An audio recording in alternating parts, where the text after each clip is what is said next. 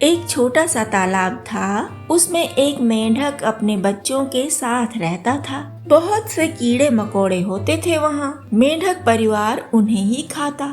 तालाब ही छोटा था तो उसमें कोई बड़ा जीव कैसे रहता।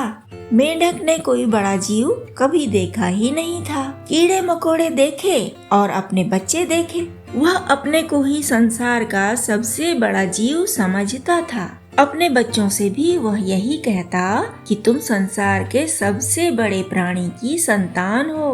तुम्हें डरना नहीं चाहिए, बिल्कुल निर्भय होकर जिया करो। मेंढक के बच्चे ऐसी बातों से बहुत खुश होते और मस्त होकर जीते। बरसात के मौसम में सभी ताल तलैयों का पानी बढ़ जाता है। उस छोटे से तालाब का पानी भी बढ़ गया। मेंढक के बच्चे उछल कूद कर तालाब से बाहर चले गए। वे इस बात से बहुत खुश हुए कि जो काम उनके पिता ने भी कभी नहीं किया, आज उन्होंने वह काम कर डाला है। जोश में उछलते उछलते वे कुछ दूर चले गए। वहाँ एक बैल घास चर रहा था। उसे देखते ही मेंढक के बच्चे हक्का बक्का रह गए। अपनी आंखों पर उन्हें विश्वास ही न आता था। यह कैसे हो सकता है? यह तो हमारे पिता से बड़ा है, बहुत बहुत बड़ा है।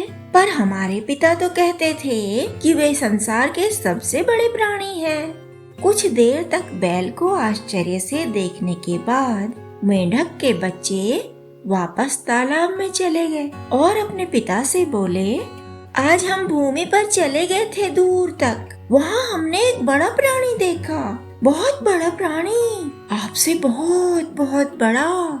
मेंढक को आश्चर्य हुआ, पर वह हार कैसे स्वीकार कर लेता। उसने लंबी सांस भरी, पेट फुलाया, सीना फुलाया और बोला, क्या वह प्राणी इतना बड़ा था?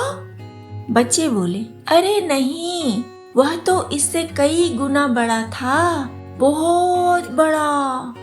मेंढक ने फिर कई बार सांस खींची, पेट फुलाया, सीना फुलाया और बोला, क्या वह इससे भी बड़ा था?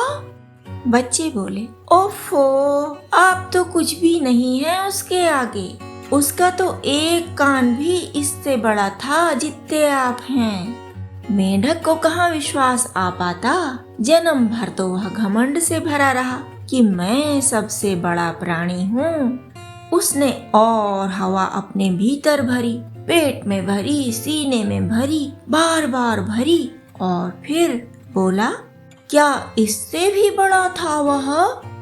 बच्चे बोले, हाँ हाँ, इससे भी बहुत बड़ा, बहुत बहुत बड़ा।